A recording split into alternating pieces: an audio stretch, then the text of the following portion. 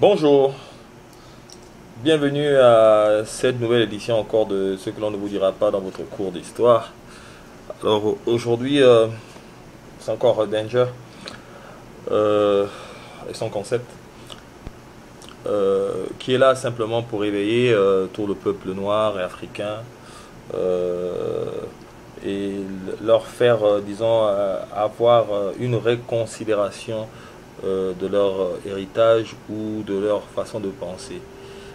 Parce que lorsqu'un fils ne connaît pas ce que son père a fait, ou qu'on n'a aucune connaissance de son histoire, franchement, on n'a aucun atout, aucun outil, aucun complément pour pouvoir être fier de quoi que ce soit.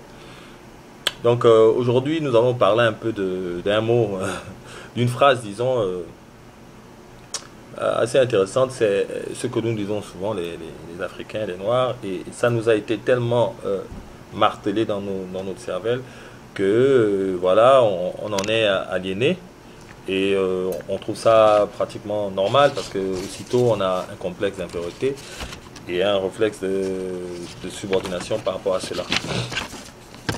Donc, euh,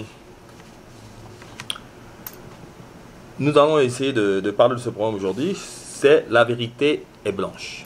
Cette fameuse phrase, la vérité est blanche ou bien l'humanité blanche. Déjà, lorsque nous disons que la vérité est blanche, il faut comprendre que c'est très fort cette phrase et que cette phrase ne vient pas à tout hasard comme ça et n'a pas un calibrage qui le permet de paraître très réel. Parce que si vous posez un peu le cœur et que vous commencez à réfléchir, vous-même vous allez vous poser des questions. Et c'est cela que je voudrais que vous arriviez à, c'est-à-dire à développer une pensée critique, à se demander pourquoi, par exemple, je me dis catholique, je me dis africain, noir, mais je vénère la religion catholique, une religion disons, qui ne fait rien pour montrer que j'ai pu être quelque part participant dans ces différents genres de philosophie ou d'approche de la vie, à aucun niveau. Par contre, ce livre, tous les jours, me montre combien de fois je dois être subordonné ou encore complexé. Parce que quand vous regardez dans toute la Bible, son objectif, il n'y a, il n'y a aucune image qui pourrait nous représenter positivement. Et les anges sont blancs, Jésus, le Fils de Dieu, est blanc, bref, cheveux blonds aux yeux bleus. Et la seule personne qui a mon image est qui? Qui a mon image. Hein. Pourtant, la Bible dit bien, je vous ai fait à mon image. Hein. Mais la seule personne qui a l'image de l'homme noir, c'est le diable. Ok? Qui a la couleur de l'homme noir. Donc il faut ici voir un peu l'impact de l'imagerie. Et l'impact de l'imagerie qui est affilié avec un livre respecté dans le monde, qui est la Bible. Et qui est sous le registre d'un système religieux. Ok? Et qui est très différent de la spiritualité. Parce que personne ne peut dire qui gère la spiritualité, si ce n'est que la nature. Ok? Ce n'est pas un homme qui gère ta spiritualité. C'est ton émancipation face à la nature. Ce n'est pas les dogmes que l'on t'apprend. Ok, ça ce sont les religieux. Donc vous voyez, c'est deux choses différentes.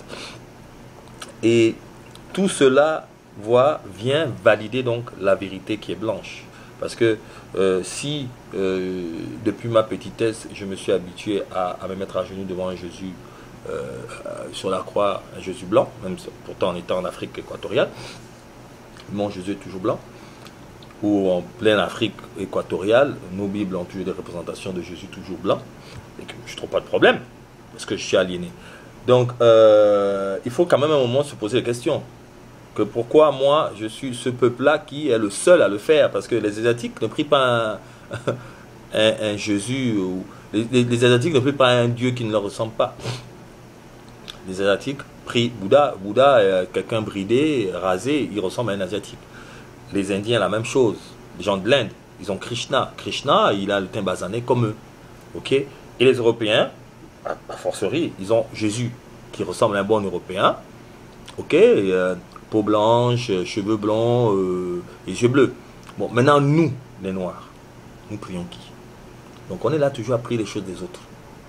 Alors que nous sommes à l'origine de tout ça. Nous avons nos traditions, nous avons nos croyances, nous croyons aux ancêtres, nous croyons à Dieu, à un Dieu suprême.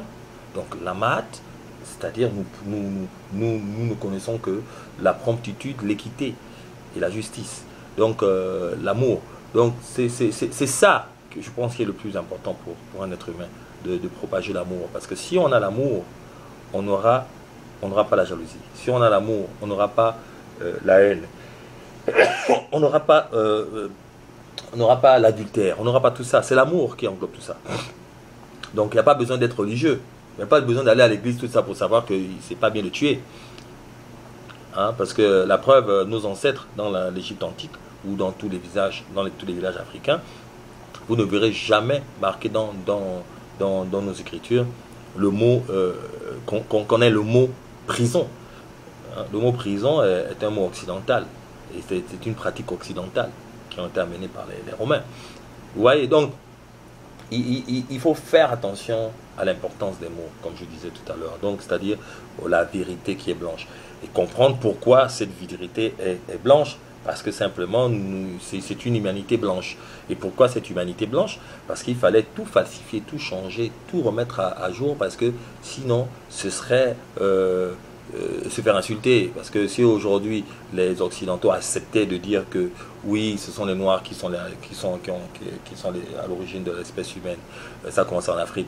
Oui, de la connaissance de ceci et cela, c'est Noir. Ou oui, c'est eux qui nous ont enseigné les mathématiques, oui, c'est eux qui nous ont enseigné l'architecture, oui, c'est eux qui nous ont enseigné les religions. Vous imaginez un peu, après d'avoir fait de nous leurs esclaves, ce serait eux encore qui seraient là encore à prôner ce qu'on aurait fait. C'est pas possible. Donc il fallait tout de suite javeliser cela, faire en sorte de disparaître toute ton histoire, pour qu'on soit vraiment attribué à ce statut de personne qui n'a rien accompli, qui n'a rien inventé, qui n'a rien fait. Voilà, c'est pour ça qu'on est des esclaves. Comme si, franchement, l'histoire du peuple noir commençait à partir de l'esclavage. C'est ce qui est la réalité. Quand vous faites vos études en Afrique, quand on vous parle de l'Afrique dans l'histoire, ça commence à partir de l'esclavage. Ok? On ne parle pas de l'Afrique antique. Et entrer deep à l'intérieur, aller vraiment profondément dans ça, et voir tout ce qu'il y a d'aussi glorieux. Hein, dans la science de la momification, c'est une science. Dans la science de l'architecture, qu'aujourd'hui, vous allez dans le livre Corps Guinness, les plus grands mystères du monde, ou les 3 plus grands anciens monuments du monde viennent d'Afrique. Alors, vous allez me dire que vérité, vraiment, a plusieurs sens. Parce que si la construction la plus vieille est en Afrique, et jusqu'à aujourd'hui, et qu'il y a plus de combien de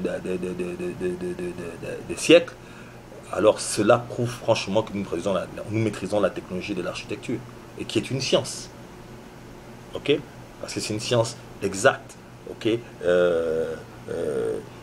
Par rapport aux mesures, des angles, etc., les angles carrés, etc., qui ont dans une pyramide. Ok? Donc vous voyez, il faut pouvoir être objectif. Et quand on regarde encore la science, par exemple, de la momification, jusqu'à aujourd'hui, il n'y a pas un autre peuple qui a pu garder aussi longtemps, sans entretien, un fossile ou quelqu'un momifié. Vous voyez, donc ça prouve encore une certaine technologie, un certain niveau de connaissance scientifique. Ok, c'est ça une science. Ok, c'est-à-dire pouvoir faire quelque chose qui exclura le rapport négatif. Et c'est ça la solution à une science. Quand on fait une science, elle doit être exacte. Donc, c'est-à-dire, on fait la momification, on ne doit pas faire de l'à peu près. Soit elle est exacte, c'est-à-dire vous avez momifié quelqu'un, et puis il ne pourrit plus, il reste comme ça pendant des centenaires et des centenaires de siècles. C'est ça, là c'est la science qui est exacte. Mais quand vous commencez à faire, vous mettez Louis XIV, ou vous mettez, je ne sais pas qui, quel pape, vous le momifiez, et puis après il faut venir à chaque fois le repeindre, il faut essayer de le maintenir, ce n'est plus une science exacte. Vous voyez, c'est si simple que ça. Donc, Et il faut faire attention donc à la sémantique des mots, à l'étymologie des mots. Savoir que chaque mot que vous utilisez, il faut essayer souvent de voir son essence étymologique. Donc il a souvent une essence grecque ou latine. Ok, et vous allez voir vraiment le vrai sens et maintenant le mettre dans le paradigme qu'il faut.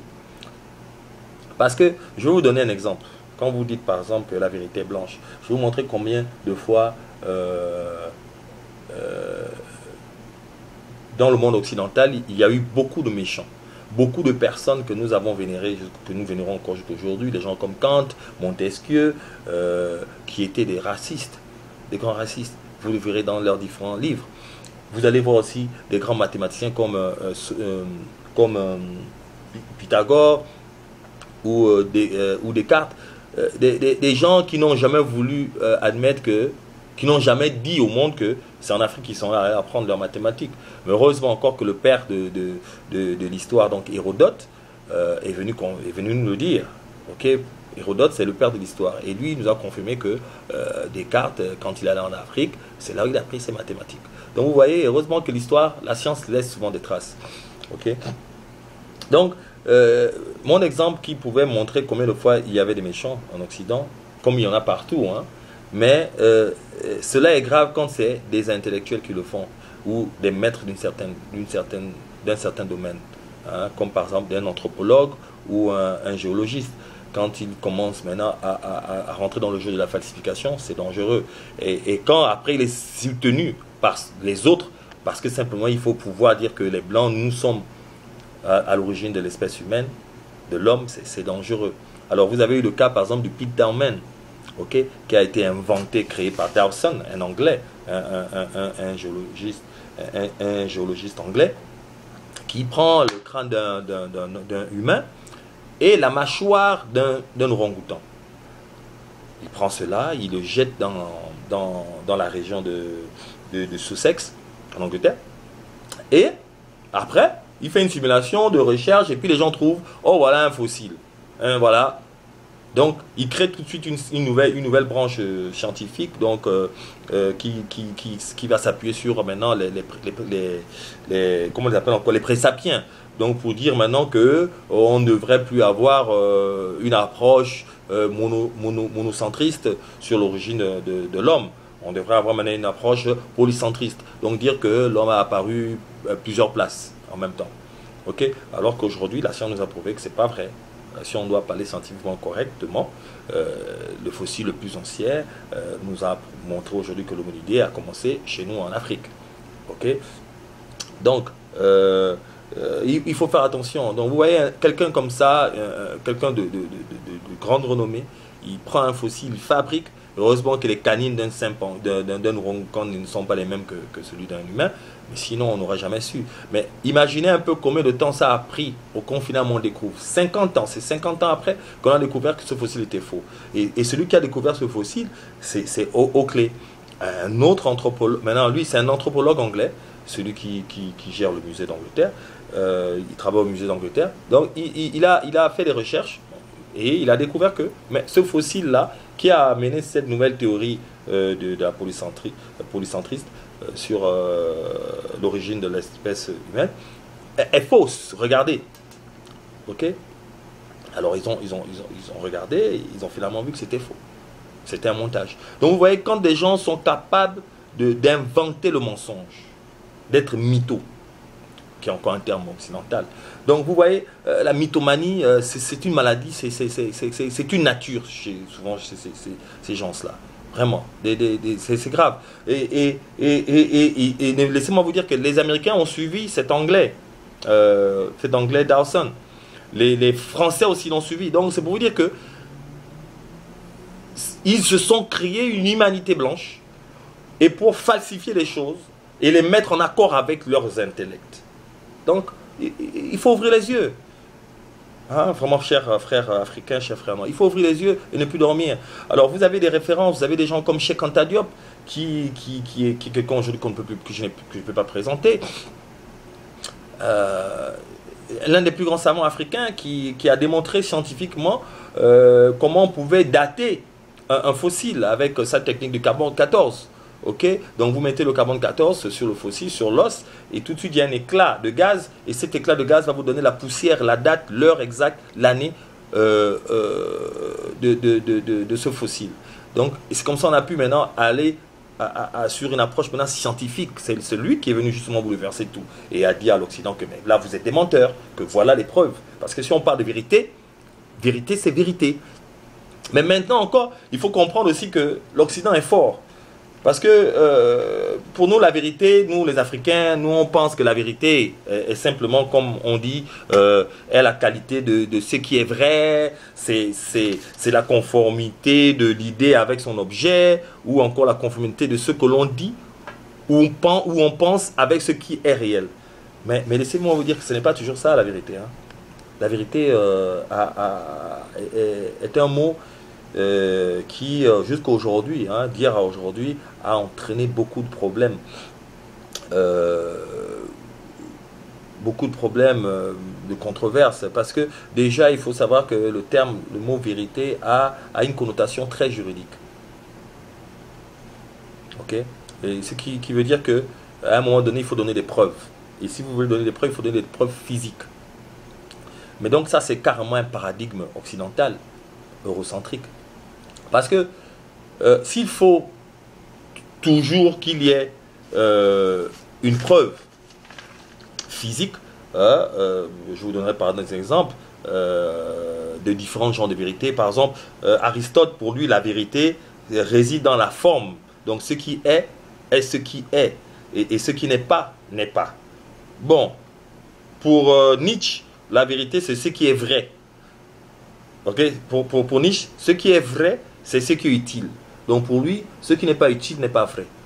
Donc ça veut dire, franchement, on peut dire par exemple, bon, ça vous montre comment c'était un raciste, que les Noirs, comme ils ont une histoire qui n'est pas glorieuse, ils ne sont pas utiles. C'est ça, il faut le voir comme ça aussi. Donc ça c'est Nietzsche. Donc lui il dit, ce qui est vrai, c'est ce qui est utile. Ça n'a rien à voir donc avec ce qui est physique, donc qui est justifiable. Aristote lui dit la vérité réside dans la forme, ce qui est, et ce qui n'est pas, n'est pas. Mais Platon aussi a son approche, Spinoza, Hegel aussi a son approche. L'autre dit par exemple la vérité est un caractère de la connaissance qui réside dans le jugement affirmatif ou négatif. Éclairé selon notre entendement, mais pas déterminé par l'entendement. Donc vous voyez, ça devient maintenant un jeu, un grand débat sur la vérité. Vous voyez, parce qu'il faut bien comprendre que il y a un problème de paradigme si on veut parler de vérité. Parce qu'une vérité occidentale n'est pas une vérité africaine.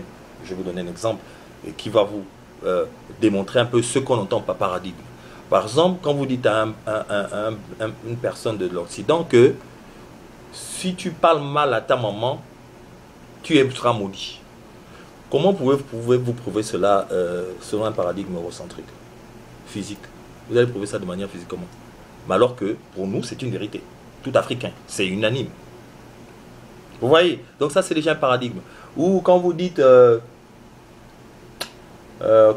par exemple, chez nous encore en Afrique, on a beaucoup de paradigmes comme ça, que si tu ne jettes pas le caillou dans la maison la nuit, c'est comme si tu prenais un esprit. Si je te donne un cadeau la nuit et que tu pars avec mon cadeau, je te donne quelque chose de ma maison la nuit, et que tu partes avec ça sans jeter un caillou, c'est comme si tu prenais un esprit de ma maison. Comment vous allez vous expliquer ça? Pour vous dire que c'est une vérité. Donc c'est selon mon entendement maintenant. Donc il faudrait que l'on fasse donc attention déjà sur même la définition des mots. C'est quoi la vérité? Allez-y, je vous invite à aller sur internet, faire des recherches sur la définition de la vérité. Vous allez voir qu'il y a plusieurs définitions même pour le mot vérité. Parce que nous, chez nous en Afrique, quand quelque chose est. Nous, dans nos langues vernaculaires, dans nos langues africaines, on n'a pas, il se pourrait que, il se paraît que, il pourrait pleuvoir. On aurait dit que, on dirait que je suis fatigué. Non, soit tu es fatigué ou tu n'es pas fatigué. Chez nous, c'est ça, c'est une science exacte, même dans notre langage. Donc, en fait, ici, je voulais un peu vous dire simplement qu'il faut faire attention au paradigme que nous utilisons, et c'est ce qui détermine beaucoup de choses dans notre vie. Et encore, la vérité n'est pas blanche, la vérité est universelle, mais encore, c'est selon encore les paradigmes, selon les paradigmes des différentes personnes qu'on pourrait définir ce qu'est une vérité. Voilà, c'était ça mon message aujourd'hui. Et faites attention, parce que tout le monde, dans tout le genre de peuple, il y a des menteurs, il y a des falsificateurs, mais selon le contexte historique, les plus grands falsificateurs de l'histoire sont les Occidentaux, ou les gens de l'Occident. Voilà, c'est ça. Donc c'était mon message pour aujourd'hui. C'est encore ce qu'on ne vous dira pas dans vos cours d'histoire.